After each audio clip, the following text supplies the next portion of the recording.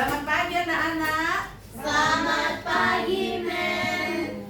Apa kabarnya hari ini? Baik, Men. Puji Tuhan ya. Hari ini kita bertemu lagi di dalam pembelajaran coding dan kecerdasan artifisial atau KA. Ya, oke. Di antara anak-anak siapa yang tidak masuk hari ini? Alexa. Alexa. Kenapa tidak masuk? Ada kabar? Oh, mungkin sakit ya. Jadi kita harus doakan Alexa supaya besok bisa bergabung dengan kita lagi. Oke? Ya. Jadi anak-anak semua sudah pada makan? Sudah. Sudah sarapan dari rumah? Sudah. Semangat hari ini? Semangat. Semangat. Sebelum kita mulai pembelajaran kita, siapa yang mau pimpin doa? Siapa yang mau pimpin doa? David, maju ke depan. Pimpin doa. Kita akan mulai pembelajaran coding dan kecerdasan artifisial.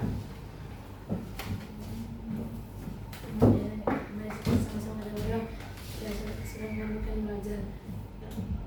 Tolonglah kami supaya kami dapat mengerti apa yang kami akan belajar di dalam nama Tuhan. Amin. Oke. Nah, sebelum kita mulai, mari sama-sama berdiri anak-anak, kita menyanyikan lagu nasional, ya. Bagaimana sikap untuk menyanyikan lagu nasional? Coba tunjukkan. Kita menyanyikan lagu Garuda Pancasila. 1, 2, 3. Garuda Pancasila, akulah pendukungmu, patriot proklamasi, sedia berkorban untukmu. Pancasila dasar negara, rakyat adil makmur sentosa, pribadi bangsaku. Ayo maju, maju, ayo maju, maju, ayo maju, maju. Tepuk tangan. Silahkan duduk kembali ya. Kita akan memulai pembelajaran kita hari ini. Coding dan kecerdasan artifisial. Apa itu coding? Hah? Apa itu coding? Siapa yang pernah sudah belajar coding? Belum ada ya. Jadi kita sekarang akan mencari dulu pengertian dari coding. Coding itu adalah sama dengan pemrograman, ya. Kegiatan menulis instruksi atau perintah dengan bahasa pemrograman agar komputer dapat menjalankan suatu tugas. Jadi contohnya kita akan menulis kode untuk membuat game sederhana, ya, seperti aplikasi kalkulator atau website.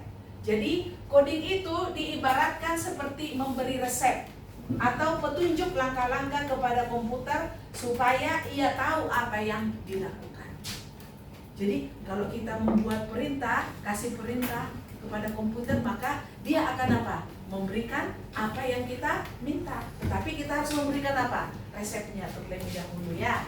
Nah, sedangkan kecerdasan artifisial itu atau AI itu kemampuan komputer untuk meniru cara berpikir manusia, seperti belajar, mengenali pola, membuat keputusan atau menyelesaikan masalah. Contohnya, kecerdasan AI dalam kehidupan sehari-hari apa? ChatGPT. Nah, Google Maps. Kalau kita berikan apa? Instruksi, dia akan apa? Memberikan jawaban kepada kita. Bawakan saya kemana? Ke Jalan Patimura. Lalu dia akan apa? Membawa kita ke Jalan Patimura atau menunjukkan langkah-langkah jalan ke Jalan Patimura. Itulah AI. Kecerdasan AI. Lalu kamera HP yang bisa mengenali wajah. Sekarang HP sudah bisa apa? Kita tidak pakai perlu sidik jari lagi. Kasih wajah aja sudah terbuka HP-nya. Ya, itu termasuk kecerdasan AI. Jadi AI itu bisa menjadi otak pintar buatan yang membantu manusia bekerja lebih cepat dan lebih mudah. Itulah pelajaran tentang apa? Coding dan kecerdasan artifisial. Tapi kita bukan membahas itu. Kita akan membahas tentang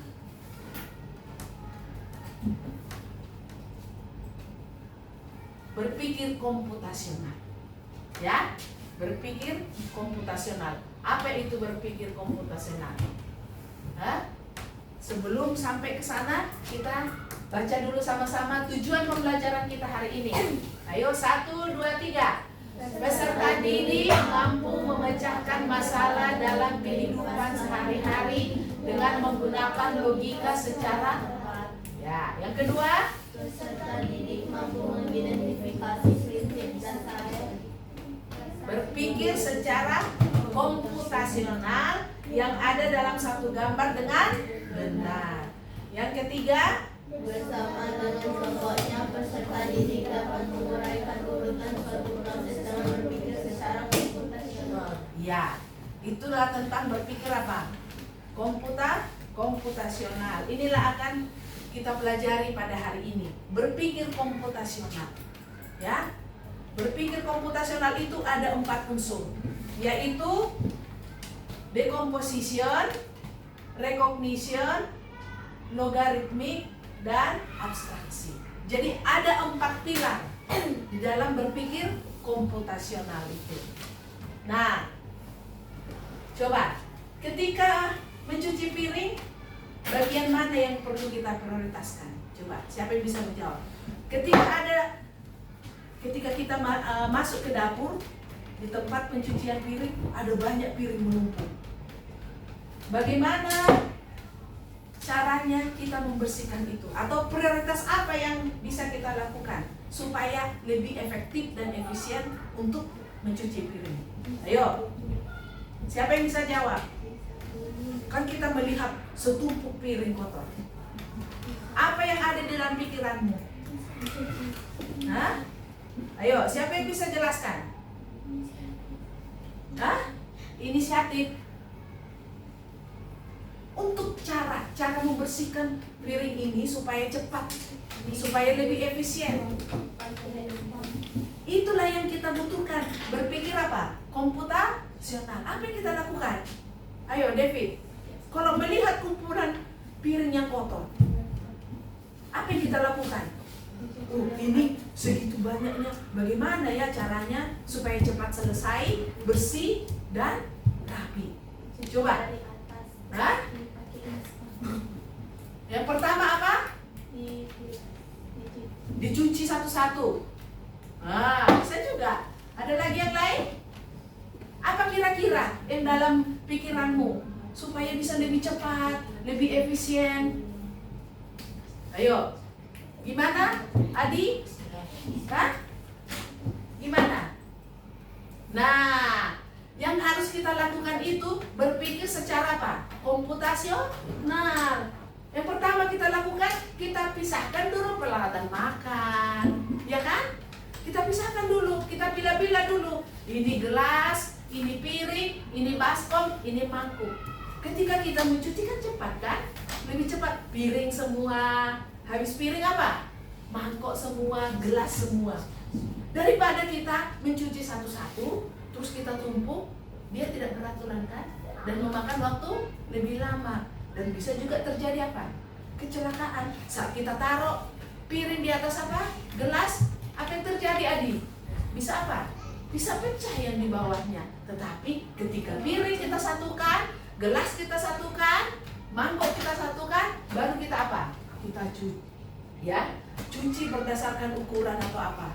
Kotorannya. Itulah yang dimaksud dengan berpikir komputasional. Jadi sebenarnya di dalam kehidupan kita sudah berpikir secara apa? Komputasional. Contoh yang lain, apalagi contoh yang lain? Ketika kamu bangun tidur, bagaimana kamu bisa sampai ke sekolah? Coba berpikir secara komputasional. Hah? Apa yang kamu lakukan dalam mempersiapkan diri supaya tidak datang terlambat ke sekolah? Menyusun buku ke dalam tas malamnya. Ya, jadi mana sudah dibuat apa? Sudah dibuat planning. Tidak pagi-pagi lagi nih mau berangkat baru disusun bukunya. Itu. Tetapi malam malam sudah disusun buku. Terus apa lagi? Supaya tidak terlambat apa lagi? Bangun lebih itu, bangun lebih cepat. Supaya bisa bangun lebih cepat, apa yang dilakukan? Tidur lebih awal. Jadi tidak terlambat. Itu berpikir secara komputasional. Nah, yang tadi ada 4 pilar dalam berpikir komputasional itu. Yang pertama dekomposisi. Jadi yang dimaksud dengan dekomposisi ini adalah membagi masalah yang kompleks atau masalah yang besar menjadi bagian-bagian yang apa? Kecil. Nah, contohnya membagi tugas dalam membersihkan kelas. Ya, membagi tugas dalam satu kelas ini kita akan membersihkan apa? Kelas. Jadi dibagi tugasnya, memecahkan masalah supaya kelas ini bisa apa? Bersih, ya, bersih dengan tepat waktu. Tidak berlama-lama. Jadi dipilihlah Adi yang apa? Menyapu. Sekina yang apa? Mengepel. Adi yang apa? Melap apa? Melap debu dan lain sebagainya. Jadi dekomposisi itu membagi masalah yang kompleks menjadi bagian-bagian yang apa? Lebih kecil supaya mudah dilakukan, ya. Nah, lalu yang kedua, pengenalan pola. Pengenalan pola ini mencari persamaan dari bagian-bagian yang sudah dipecah. Ya, mencari persamaan dari bagian-bagian yang sudah dipecah. Contohnya, nah, menyiapkan buku untuk sekolah, mengikuti jadwal pelajaran yang sudah. Kita sudah punya jadwal kan, Adi? Kita sudah punya jadwal Senin, Selasa, Rabu, Kamis, Jumat. Itu sudah ada apa? Polanya. Hari Senin, hari Selasa, hari Rabu, hari apa? Kamis sampai hari Jumat. Hari Senin contohnya matematika, IPA. Jadi kita persiapkan itu sesuai dengan apa? Sesuai dengan jadwal atau sesuai dengan pola, ya, sesuai dengan pola yang sudah teratur. Kalau hari Senin matematika, Senin berikutnya lagi apa? Matematika. Ya Adia. Kalau hari Kamis apa? Fisika, belum ada fisika ya. Bahasa Inggris, hari Kamis berikutnya juga apa? Jadi mencari persamaan dari bagian-bagian yang sudah dipecah tadi ya. Lalu yang ketiga, atraksi. Atraksi ini fokus pada hal-hal yang penting, abaikan yang apa? Yang tidak penting ya. Jadi ketika kalian menulis tugas, kalian fokus untuk menulis tugas. Tidak perlu memikirkan bagaimana apa pensil itu apa. Jadi pensil, proses membuat pensil tidak perlu dipikirkan ya.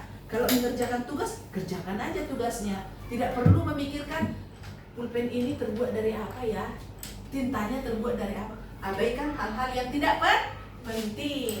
Itu berpikir komputasional. Yang pertama tadi apa? Dekomposisi, yaitu memecah bagian yang kompleks supaya lebih mudah. Yang kedua apa? Masih ingat? Yang kedua?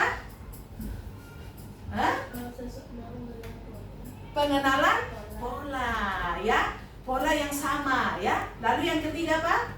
Abstraksi. Abstraksi itu apa? Fokus pada hal-hal yang penting, abaikan yang tidak penting. Nah, lalu yang keempat adalah algoritma. Di dalam algoritma ini membuat langkah-langkah penyelesaian masalah.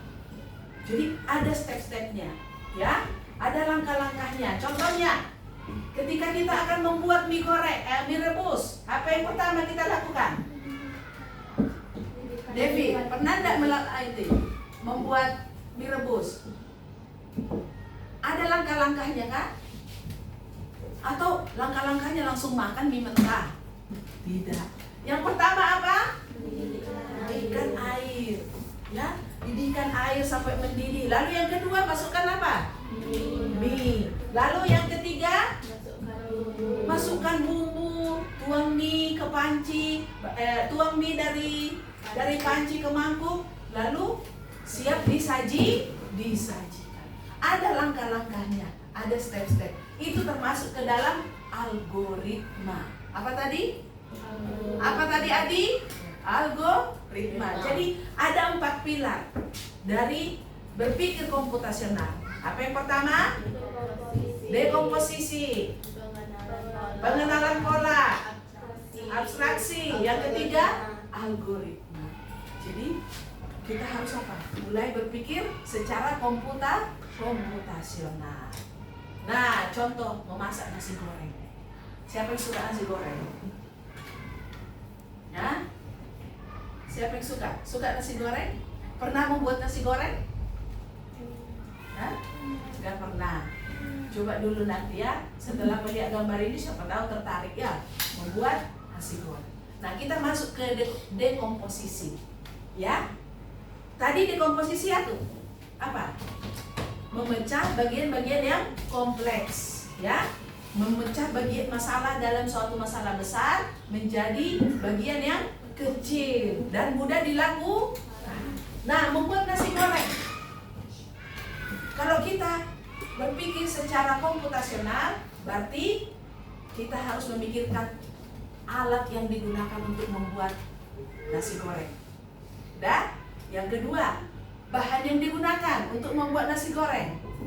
Yang ketiga, bumbu apa supaya nasi goreng itu apa? Enak. Lalu langkah-langkah atau cara memasaknya. Itu termasuk kemana? Dekomposisi. Memecah masalah yang besar menjadi bagian-bagian yang kecil supaya mudah dilakukan. Nah, alat apa yang kita gunakan untuk membuat nasi goreng? Yang termasuk alat. Nah, yang termasuk alat apa? Kompor, apa lagi? Spatula, apa lagi? Pisau, telanan, apa lagi? Panci, wajan ya. Itu termasuk kepada apa? Ya, masuk dekomposisi tapi alat kita pecah jadi alat. Oh, ini alatnya, gitu kan? Kemudian masuk kepada bahan. Apa bahan dari untuk membuat nasi goreng? Bahan utamanya apa? Nasi. Apa lagi? Telur. Apa lagi? Minyak. Sosis. Apa lagi? Bakso, ya. Apa lagi? Mungkin ditambahin sayur dan lain sebagainya, ya. Itu masuk kepada apa? Bahan, ya. Jadi alat, bahan, apa lagi? Bumbu. Tadi langkah-langkah memasak masuk kemana? Dekomposisi. Nah, bumbunya apa kira-kira bumbu untuk membuat nasi goreng? Kecap. Apa lagi? Bawang merah. Apa lagi Adi? Bawang putih, garam. Pakai cabai supaya apa? Pedas. Ya, itu masuk kepada apa? Bumbu. Jadi kita memecah cara membuat apa? Nasi goreng tadi, masalah yang besar itu ke dalam hal-hal yang supaya lebih mudah dilakukan. Nah, terus langkah-langkah memasaknya. Yang pertama, apa yang kita lakukan, Devi? Potong semua bahan. Potong-potong dulu semua bahannya. Ya, mau pakai buncis, dipotong dulu buncisnya. Pakai bawang pre, dipotong dulu bawang prenya. Pakai sayur, potong dulu semuanya. Lalu setelah itu yang kedua apa Adi? Ulek bambu. Ulek bumbu, bukan bambu ya? Bambu ya? Bumbu ya. Jadi diulek dulu. Yang termasuk bumbu tadi apa Adi? Bawang putih. Apa lagi? Cabai, bawang merah. Itu diulek dulu ya. Jangan dicemplungin langsung kemana? Ke wajan. Diulek dulu. Lalu yang ketiga, setelah panaskan minyak, goreng telur dan bumbunya. Dioseng-oseng dulu bumbunya sama telurnya. Setelah tercampur rata, yang keempat masukkan apa? Masukkan nasi. Lalu diaduk-aduk. Aduk-aduk. Setelah itu apa yang dicek rasa. Sudah pas tidak garamnya? Kalau belum, tambahin dikit lagi. Ya. Oh, belum pedas. Kasih apa? Kasih merica dan lain sebagainya. Jadi inilah yang termasuk dengan Berpikir komputasional dengan dekomposisi. Apa tadi? Memecah masalah yang kompleks menjadi bagian-bagian yang kecil, yang mudah dilakukan, supaya mudah dilakukan. Nah, sekarang kita masuk ke pengenalan pola. Ya, pilar yang kedua dari berpikir apa? Komputasional. Nah, untuk membuat satu porsi nasi goreng, kita membutuhkan waktu berapa menit? 10 menit. Nah, pola ini bisa kita lakukan kembali ketika kita membuat nasi goreng di lain. Contohnya, David buat nasi goreng hari ini. Dia butuh waktu berapa? 10 menit. Lalu besok juga ketika dia membuat nasi goreng, pasti membutuhkan waktu apa? 10 menit. Karena apa? Karena polanya sama. Menyiapkan bumbunya sama. Apalagi menyiapkan peralatan semuanya juga apa? Sama. Jadi kalau dia memasak nasi goreng hari ini membutuhkan waktu 10 menit, besok juga kira-kira 10 menit. Dan besoknya juga kira-kira berapa? 10 menit. Masih di apa? Di antara waktu itu. Karena apa? Pola yang sama, ya. Mengenal pola yang sama, ya. Kemudian, karena kita pernah membuat nasi goreng, kita juga bisa membuat ketiak goreng. Karena polanya apa? Sama. Walaupun apa? Bahan dasarnya berbeda. Kan hampir sama kan? Membuat nasi goreng dengan membuat apa? Ketiak goreng. Hanya apa yang berbeda? Hanya bahan dasarnya aja. Bumbunya sama tidak? Sama. Jadi ini termasuk apa? Pengenalan pola dalam berpikir komputasional, ya. Sama kan? Membuat nasi goreng dengan membuat mie goreng sama tidak? Sama. Hanya berbeda di bahan dasarnya saja. Kalau nasi goreng bahan dasarnya apa? Nasi. Kalau mie goreng bahan dasarnya mie, ya. Tapi polanya sama. Perlu apa dia? Bumbu, perlu minyak, perlu apa lagi? Telur, perlu peralatan yang hampir sama, ya. Jadi pengenalan pola. Nah, yang ketiga, atraksi. Nah, agar lebih efektif dan efisien dalam kurun waktu 10 menit itu, kita juga bisa membuat 3 porsi nasi goreng. Tadi membuat 1 piring nasi goreng membutuhkan waktu apa? 10 menit. Membuat 3 piring juga sama. Jadi apa yang berbeda? Tambahkan apa? Bahan dan bumbu yang lebih banyak. Kalau tadi 1 porsi butuh 3 siung bawang putih, kalau untuk 3 porsi berapa? 9. Sama kan? Sama. Dalam waktu 10 menit, ya. Sama enggak mengulek 3 siung bawang putih dengan 9 bawang putih? 9 siung. Sama tidak? Sama. Waktunya sama. Jadi kita bisa membuat 3 porsi nasi goreng dalam waktu yang sama ketika kita membuat 1 porsi nasi goreng, ya. Jadi hanya menambahkan bumbu dan bahannya saja, ya. Ngaduknya juga apa? Dalam waktu yang bersamaan, ya kan? Nah, lalu ketika membuat nasi goreng, kita tidak perlu memperhatikan bagaimana proses pengolahan, bagaimana, kenapa itu kedelai bisa menjadi apa? Menjadi kecap. Kenapa itu kompor bisa menyala? Itu kita tidak perlu pikirkan. Yang perlu kita pikirkan bagaimana menghasilkan apa? Nasi goreng atau mie goreng. Tidak perlu. Jadi abaikan hal-hal yang apa?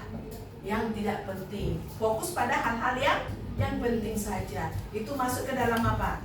Atraksi. Lalu kita akan masuk ke algoritma, ya. Algoritma. Dalam membuat nasi goreng, kita juga bisa mengurutkan langkah-langkah secara logis, berurutan dan rinci. Mulai dari meracik bumbu sampai dengan apa? Dari proses pembuatan awal, meracik bumbu sampai dengan menyajikan. Ada langkah-langkahnya.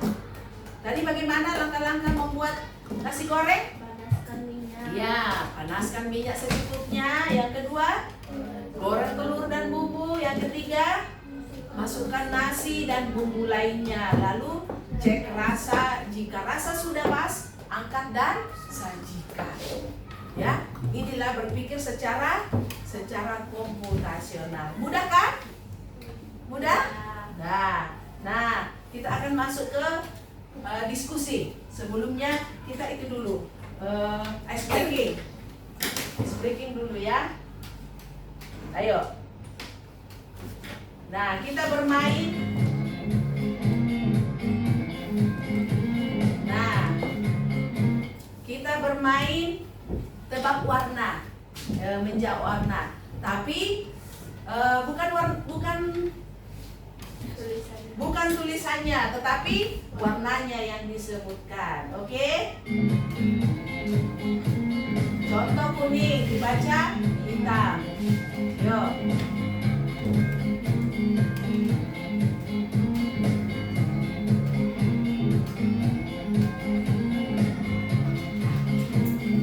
David. Ya. Yuk, lanjut. Ayo. Kalia. Ya. Segina. Ya. Siai. Ifri. Ya. Yuk. Oke. Kita masuk ke level sedang ya.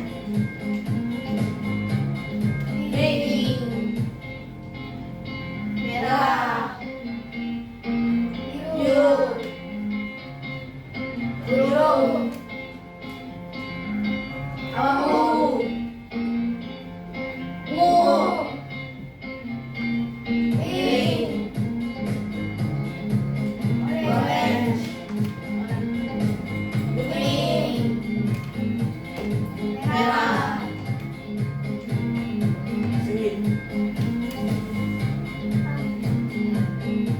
merah, kuning, hijau, Lebih cepat. biru, Ungu. pink, hitam, ungu, merah, hijau, abu-abu, orange, biru. Iya.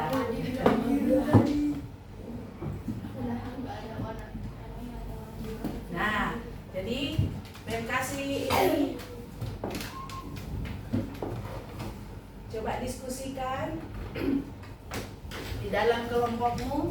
Bagaimana Fiona melakukan persiapan membuat jus alpukat sampai menyajikan jus alpukat? Ya. Yang kedua, bagaimana Rina melakukan persiapan mencuci pakaian sampai pakaiannya kering dengan menggunakan mesin cuci? Yuk. Ya. Ayo, diskusi di kelompoknya. Silakan diskusikan dengan kelompokmu. Kita berdua. Ayo sama Adi. Adi sini. Dekat Adi. Dengan ngerti Adi. Ayo. Yang pertama, bagaimana proses membuat alpukat? Jus alpukat. Dari persiapan sampai menjadi jus.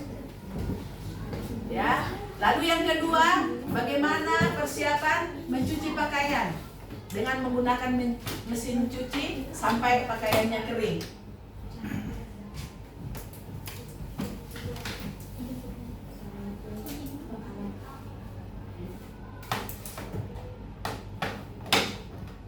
Ayo, tulis nama kelompoknya, tulis nama anggotanya.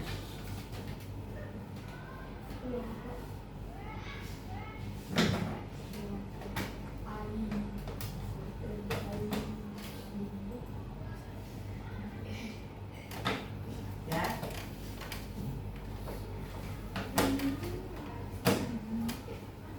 Ini yang pertama ya. Bagaimana persiapan membuat jus alpukat sampai menyajikan jus alpukat. Ayo, kerjasama adik. Nanti presentasikan ya. Hah? Sebentar lagi. Kan kita kelompok berapa? Kelompok 1 ini kelompok 2.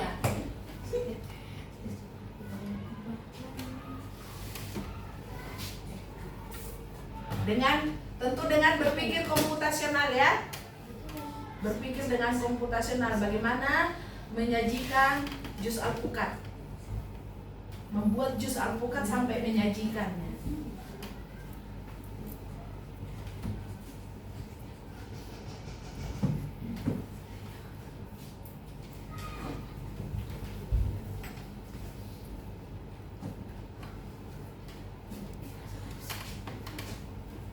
Ayo kerjasama dengan Adi, libatkan juga.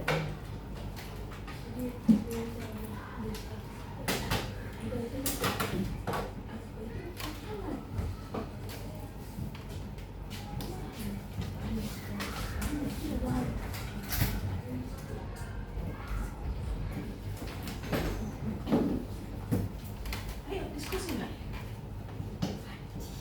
Kasih ide ke temannya.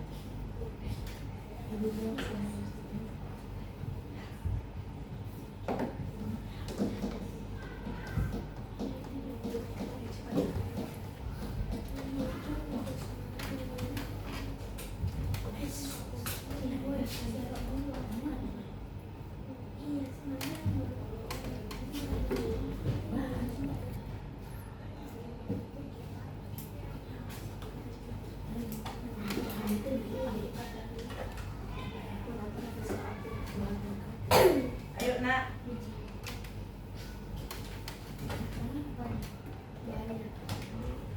Alpukat.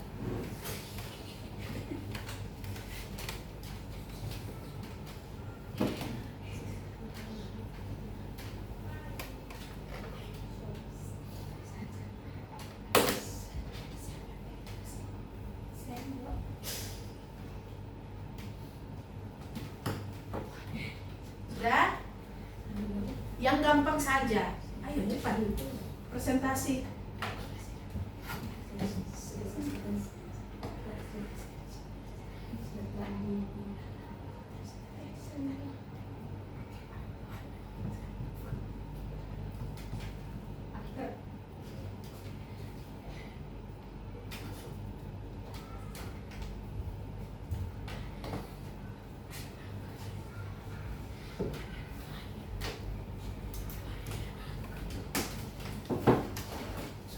Sudah?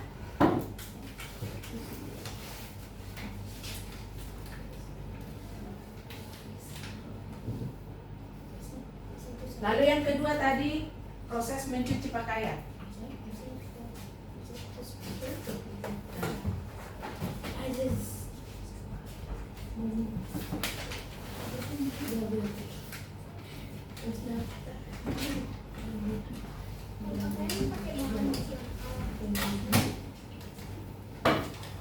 Berpikir komputasional mencuci pakaian itu bagaimana?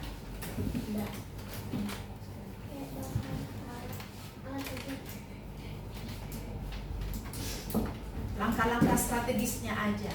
Langkah-langkah strategis bagaimana proses membuat jus alpukat.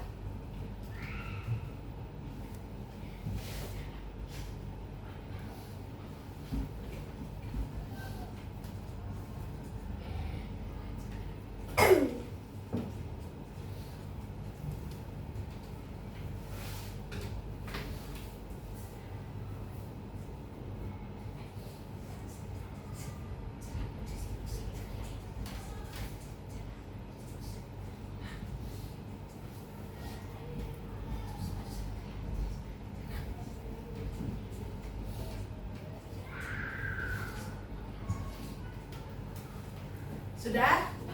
Boleh? Kelompok 1 ke depan, perwakilan untuk presentasi.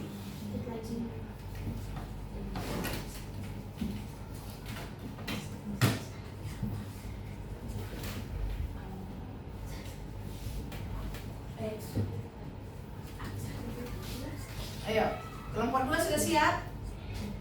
Ayo, siapa yang mau maju duluan?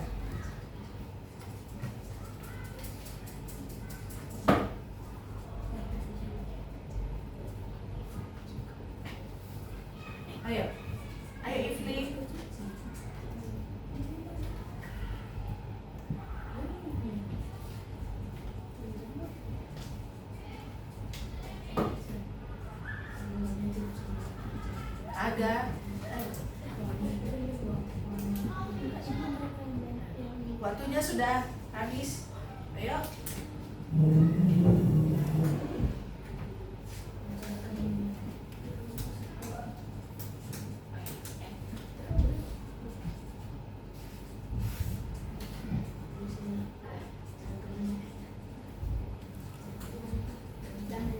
Sudah.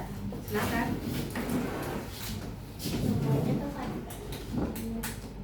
Perwakilan aja. Kelompok yang lain boleh mendengar.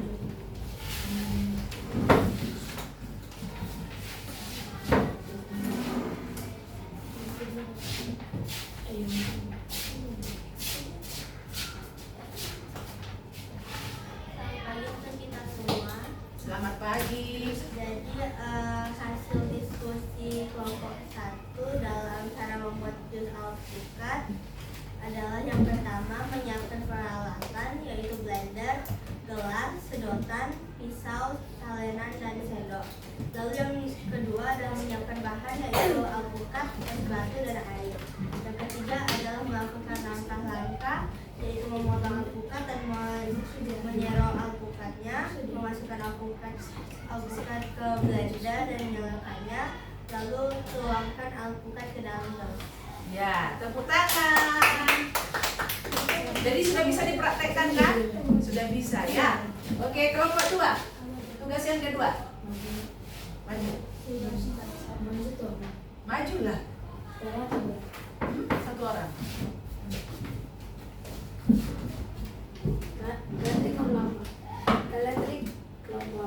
Kelompok 1.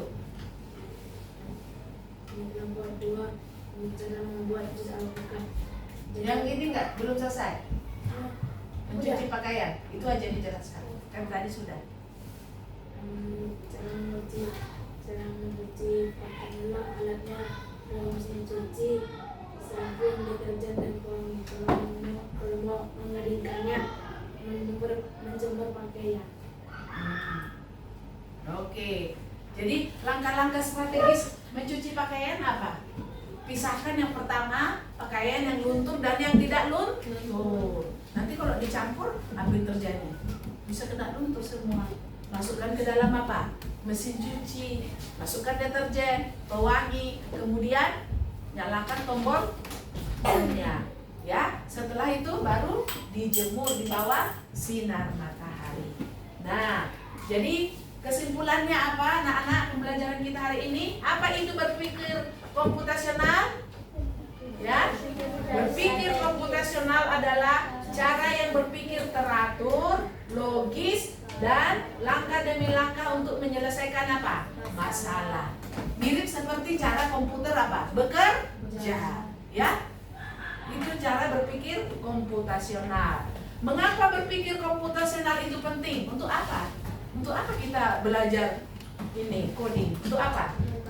Nah, yang pertama apa? Membantu memecahkan masalah, ya. Jadi contohnya tadi saat membuat masak nasi goreng, kita pecah langkahnya, ya. Siapkan bahan, potong bawang, panaskan minyak, masukkan bumbu, masukkan nasi, kemudian apa? Cek rasa dan sajikan. Yang kedua, apa untungnya kita belajar ini? Melatih berpikir logis dan teratur, ya. Jadi supaya kita terbiasa berpikir, jika ini maka itu, ya. Jika ini yang saya lakukan maka hasilnya itu, ya. Contohnya kalau hujan bawa apa? Payung. Kalau tidak hujan bawa apa? Topi. Karena apa? Panas. Kalau hujan bawa apa? Kalau tidak hujan bawa topi. Karena tidak panas. Inilah berpikir apa? Berpikir logis. Nah, yang ketiga, mengapa berpikir komputasional itu penting? Mempersiapkan keterampilan masa depan dunia sekarang dengan teknologi. Iya, sekarang zaman apa? Digital, ya. Jadi kita harus berpikir seperti apa? Komputer itu, ya. Dengan berpikir komputasional, jadi kita lebih mudah belajar coding, robotik, dan bahkan bisa memecahkan masalah yang lain dalam kehidupan sehari-hari. Yang keempat, untuk apa kita berpikir komputasional? Membantu di luar pelajaran komputer berpikir, ya. Iya, mencari pola, itu pelajaran IPA, menganalisis percobaan, itu membantu kita. kalau kita terbiasa untuk berpikir komputasional, ya. Nah, jadi intinya berpikir komputasional itu penting karena membuat kita bisa menyelesaikan masalah dengan lebih cepat, mudah dan teratur. Yang kedua, membuat kita siap menghadapi apa? Dunia. Ya? Adia harus berpikir apa? Komputasional. Sekarang zaman digital, ya. Lalu yang ketiga, bisa dipakai di sekolah, pekerjaan, bahkan kehidupan apa? Sehari-hari. Ya? Contohnya di dalam belajar, bagaimana cara menyelesaikan PR? Kalau berpikir secara komputasional, bagaimana cara menyelesaikan ada tugas? Iya. Tentu harus apa? Buka bukunya, mana bisa bukunya nggak dibuka ya? Oke, jadi itulah pelajaran kita hari ini. Nah, refleksinya, apa yang kalian dapatkan dari belajar coding hari ini? Ayo, siapa yang bisa? Apa yang kalian dapatkan dari belajar coding hari ini? Berpikir secara komputasional. Apa hal-hal yang apa kalian senang dalam belajar coding hari ini? Senang. Apa hal yang mudah untuk diingat? Ya, jadi mulai sekarang harus dipraktekkan ya. Lalu apa hal-hal yang tidak kalian sukai dalam pelajaran coding hari ini? Ada yang sulit? Tidak. Ada yang sulit? Tidak. Adi? Tidak ada yang sulit semuanya ya. Nah, untuk minggu depan lagi kita akan kembali lanjutkan dengan materi yang lainnya. Terima kasih anak-anak sudah memperhatikan hari ini ya. Oke. Nah, kita akan pulang menutup pembelajaran kita. Kita undang ketua kelasnya siapa? Ifli. Iya, kita undang untuk pimpin doa. Jadi anak-anak harus tetap semangat belajar ya.